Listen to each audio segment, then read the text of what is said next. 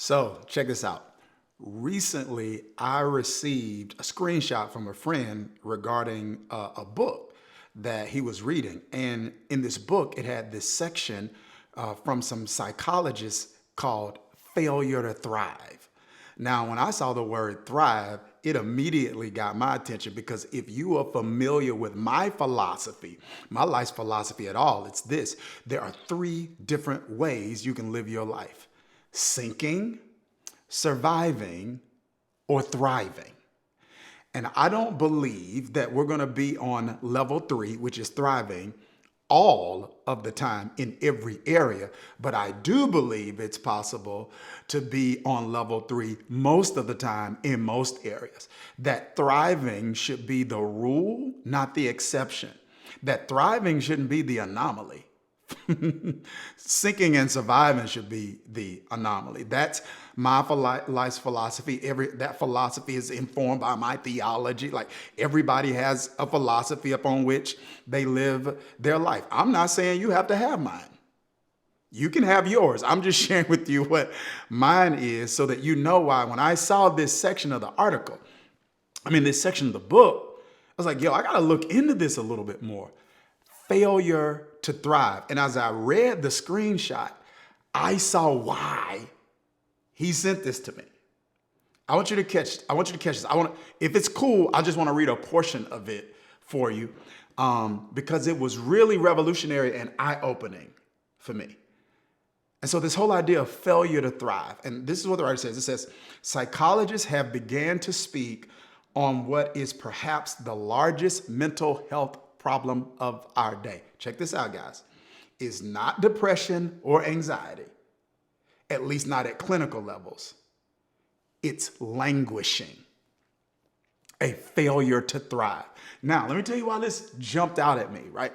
Years ago, this is years ago. When I say years ago, long time ago, several years ago, I came across this research project that some therapists and life coaches did in an attempt to come up with one word that described the dominant disposition or the dominant head space, heart space that the people that were in their focus group. And their hope was the people in the focus group were a representation of the people in America. So they did this research project, right, to figure out, okay, what is one word we can come up with that describes the emotional or mental condition of most people? And this is what's crazy. This is what's interesting. The word languishing was the word that they used. So now you've got another author who's done his own research and is utilizing the same word to describe the dominant disposition of people. Now, check this out. As a spiritual leader and as a coach, I can concur that most people that I'm serving, either in the spiritual space or the entrepreneurial space, would not use the word thrive to describe the majority of their life. Now, they probably wouldn't use the word languishing. Like when I came across the word languishing, when I came across the first research study I was telling you about, I was actually doing doctoral work. So I was finishing up doctoral work. I think it was actually my last class before I just went exclusively into writing. But I didn't even know what languishing meant. So I want you to check this out. I want you to listen to this. Here it is. Languishing is the condition of someone who may be able to function, but has lost a sense of hope and meaning. Yo, I'm going to read this one more time. I said, languishing is the condition of someone who may be able to function, but has lost a sense of hope and meaning. Listen to this. Languishing is not the presence of a mental illness. Now, the author's not dismissing mental illness. He is not saying that mental illness doesn't cause languishing. He is saying there is a type of languishing that is not a result of mental illness. And you may wonder, where does it come from? I'm getting ready to talk to you about it in just a second. So he says, languishing is not the presence of mental illness. It is the absence of mental and emotional vitality. You know what vitality is? It's life. It's energy. It's zest. It's zeal. It's enthusiasm. So he's saying this isn't languishing, isn't about the presence of something. It's about the absence of something. It says it is a weariness of the soul that causes an inability to delight in life. It is inner deadness. It is the opposite of thriving. It's the opposite of flourishing. It is Henry David Thoreau's greatest fear when he says, when I came to die, he says, his greatest fear is that when I came to die, I would discover that I had not lived. Guys, listen to this. This is so important because I want you to know that languishing is normal, but it doesn't have to be your normal. Yo, I live by this principle called the principle of exception. And here's the principle. What happens with them doesn't dictate and determine what happens with me. See, that principle, some people who misunderstand it, they'll be like, yo, Dharius, that's arrogant. That's not arrogant. That's not a declaration of superiority. I'm not saying I'm better than. That's a declaration of distinction. I'm saying I'm different from. Right? It's saying that I am not going to allow you to determine my future based on people like me's past. It means that I won't let you look at people my gender and then tell me what's possible for me with my gender. It means I won't let you look at people that are my age and tell me what's possible for me my age. I won't let you look at people who come from where I come from and tell me what's possible for me where I come from, based on where I come from. There are always exceptions. There are always anomalies. And I want you to believe that you can be one of them. I'm going to say that one more time. There are always exceptions. There are always anomalies. And I want you to believe that you can be one of them. I don't want to live a life of inner deadness. I want you to catch this. So languishing doesn't mean the presence of deception. It just means the absence of joy. It means the absence of delight. It means that zest, that spunk, that zeal. And I'm not saying we're going to have it all of the time, but if we're honest, most people don't have it most of the time. And we can. And you will. So I started asking myself, because I'm a pragmatist, man. So I started asking myself, yo, Dharius, why? Like, there's research that supports this experientially on the spiritual side and on the entrepreneurial side, Dharius. You see this happening with people. You see it happening straight up. That people are languishing. Why?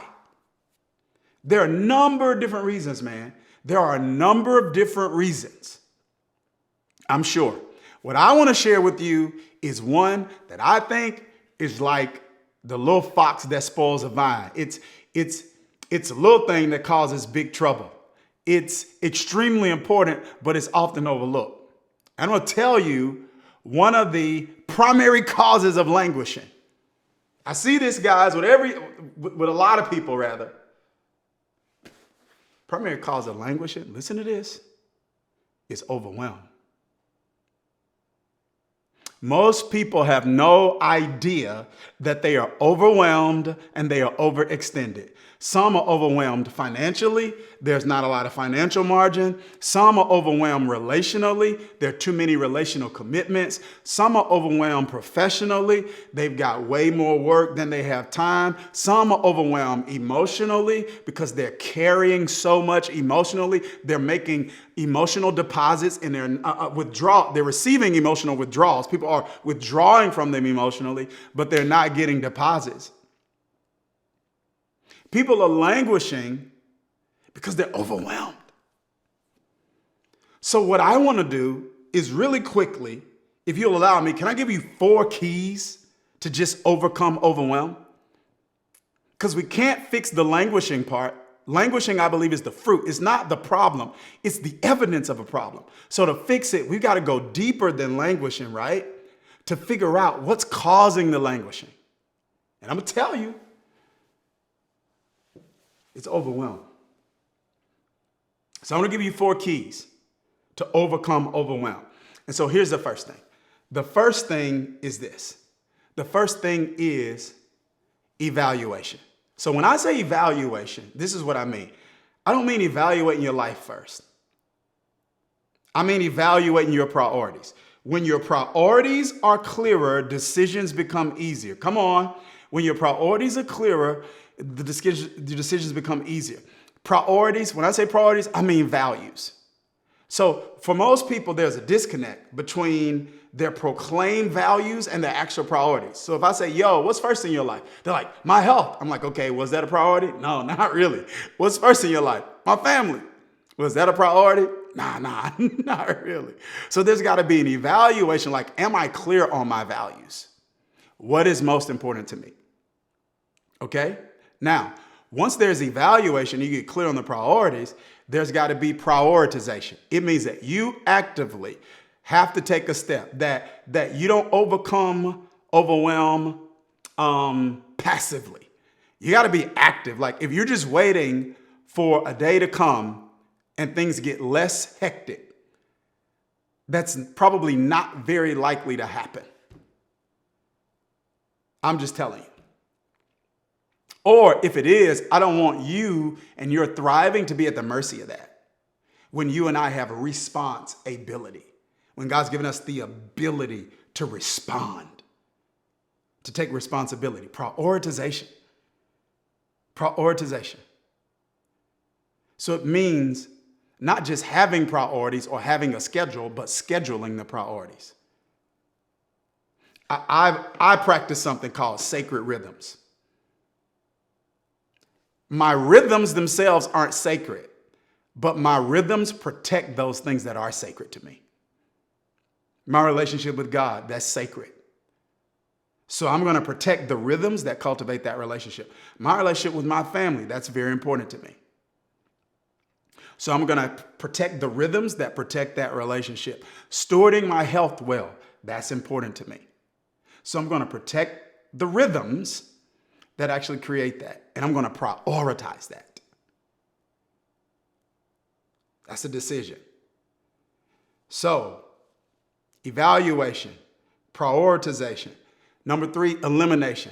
It's okay to eliminate some things. It's okay to say these things are good things, but they are not great things, or they were good things, but they're no longer good things for me in this season.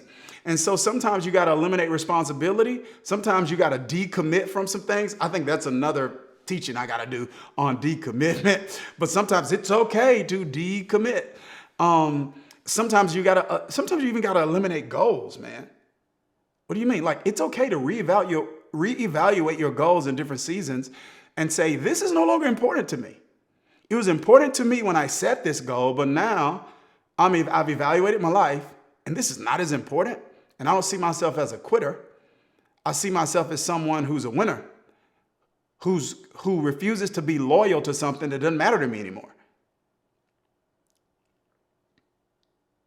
Got me? So there's prioritization, there's evaluation, there's prioritization, there's elimination, and then finally, there is organization. It means that I am intentional now about organizing my life and reorganizing my life based on the season that I'm in. That's huge, guys. Organizing and reorganizing my life based on the season that I'm in. If I do those 4 things, I'll overcome overwhelm. And if I overcome overwhelm, I can move from languishing to thriving.